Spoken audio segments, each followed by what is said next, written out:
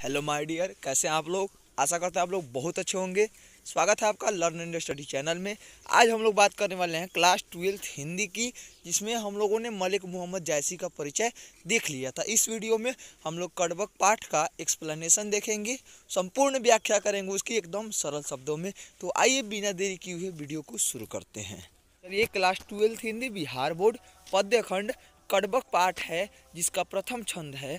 पहला लाइन कह रहा है, पहले लाइन में कवि मोहम्मद जायसी कह रहे हैं, एक नैन कवि मोहम्मद गुनी सोई बिमुहा जेई कवि सुनी। यहाँ पे मिस्टेक हो गया है, बिमुहा लिखा हुआ है, बिमोहा, सोई बिमुहा जेई कवि सुनी। तो इसका मतलब क्या हुआ कि एक कवि जायसी जो है अपने बारे में बता रहे हैं और कह रहे हैं कि एक नैन कवि मोहम्मद गुनी, माने मेरे पास एक नैन है। आपको पता है ना कि वे उनके पास एक ही नैन था, एक नैन से अंधे थे वे। तो एक नैन है कवि मोहम्मद के पास, लेकिन फिर भी वे गुणवान हैं। सोई बिमुहा जेई कवि सुनी। और उन कवि मोहम्मद जायसी से जिसने भी उनका काव्य सुना है उन पर विमोहित हो गया है, उन पर मोहित हो गया है। देखिए भावार्थ में क्या लिखा हुआ है। यह पंक्ति मलिक मोहम्मद जायसी द्वारा रचित महाकाव्य पद्मावत के अंश है, जिसमें कवि कहते हैं कि वह एक नैन के होते हुए भी क्या हैं, गुणवान है। उनकी वाणी में वह प्रभाव है कि जो भी उनके काव्य को सुनता है वह क्या हो जाता है, मोहित हो जाता है। इसमें कवि जो है गुण को बताना चाहते हैं, न कि उसके रंग रूप को। और गुण को महत्व देते हुए कहते हैं कि अगर आपके पास आंतरिक सुंदरता है, अगर आप आंतरिक रूप से गुणी हैं, आप अंदर से बहुत अच्छा सोचते हैं, तो लोग आपसे आकर्षित होंगे, न कि आपकी बाहरी सुंदरता को देखकर। चलिए बढ़ते हैं हम लोग अगले लाइन की तरफ। चलिए अगला लाइन है, चांद जैस जग विधि अवतारा दीन कलंक कीन उजियारा। कवि जैसे कहते हैं कि चांद जैसे जग विधि अवतारा, जिस प्रकार भगवान ने जो है चांद को अवतार दिया है, इस विधि ने जो है चांद को अवतरित किया है। दीन कलंक कीन उजियारा, लेकिन उसको इस विधि ने कलंक भी दे दिया है, उस पर एक दाग भी दे दिया है, फिर भी वह जो है जगत को प्रकाशित करता है। देख लेते हैं इसका भावार्थ। यह पंक्ति मलिक मोहम्मद जायसी द्वारा रचित महाकाव्य पद्मावत के अंश हैं, जिसमें कवि कहते हैं कि जिस प्रकार ईश्वर ने संसार में सदोष लेकिन प्रभायुक्त चंद्रमा को बनाया है, उसी प्रकार जायसी की कीर्ति उज्जवल थी, लेकिन उनमें अंग भंग दोष था। इस लाइन के माध्यम से कवि यह बताना चाहते हैं कि भगवान ने जिसको भी अवतरित किया है, इस प्रकृति ने जिसको भी बनाया है, उसमें कई सारे गुण भी दिए हैं और कई सारे अवगुण भी दिए हैं। यदि व्यक्ति को महान बनना है तो उसके अपने अवगुणों की तरफ ध्यान ना देकर उसको अपने गुणों की तरफ ध्यान देना चाहिए। चलिए बढ़ते हैं हम लोग अगले लाइन की तरफ। चलिए अगला लाइन कह रहा है, जग सूझा एक ही नह नाहा। यहाँ पे एक ही लिखा हुआ है, उआ सूख अस नख तन माहा। इसका मतलब है कि मलिक मोहम्मद जायसी जो हैं एक नयन के हैं ना, तो उन्होंने इस संसार को एक ही नयन से देखा। उनका वह जो एक आँख है वह दूसरों की आँखों से उसी प्रकार तेजोमयी था, उसी प्रकार प्रकाश वाला था, जिस प्रकार सभी ताराओं में शुक्र तारा चमकीला होता है। आप देखते हैं ना कि शुक्र तारा क्या होता है, सबसे चमकीला तारा ग्रह होता है।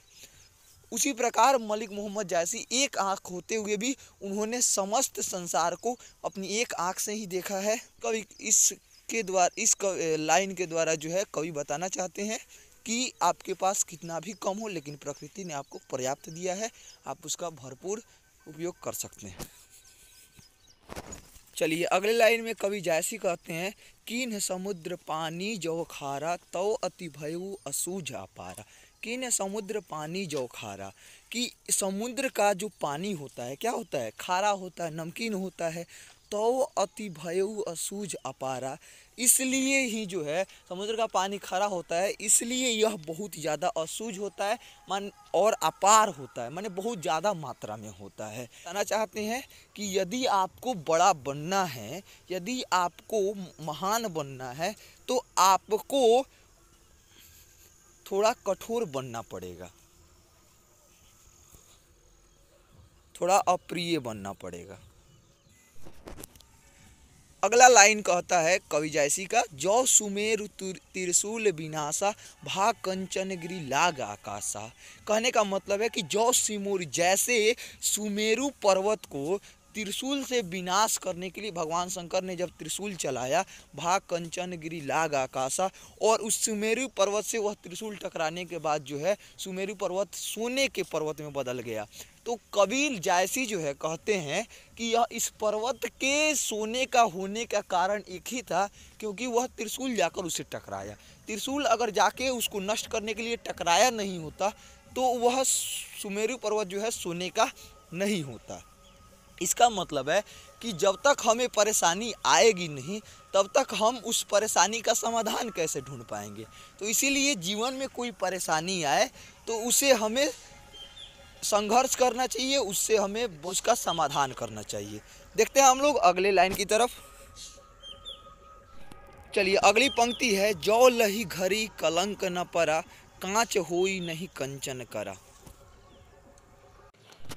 इस पंक्ति के द्वारा कवि कहते हैं, कवि जायसी कहते हैं कि जब तक सोने को घड़िया में रखकर, जिसमें हम लोग सोना गलाते हैं, जब तक सोने को घड़िया में रखकर गलाया नहीं जाता है तब तक वह सोना, वह धातु चमकदार नहीं बन पाता है। इस पंक्ति के द्वारा कवि यह संदेश देना चाहते हैं कि यदि आपको चमकना है, यदि आपको बड़ा बनना है तो आपको संघर्षों से गुजरना पड़ेगा, आपको परिश्रम से गुजरना पड़ेगा, आपको मेहनत करना पड़ेगा।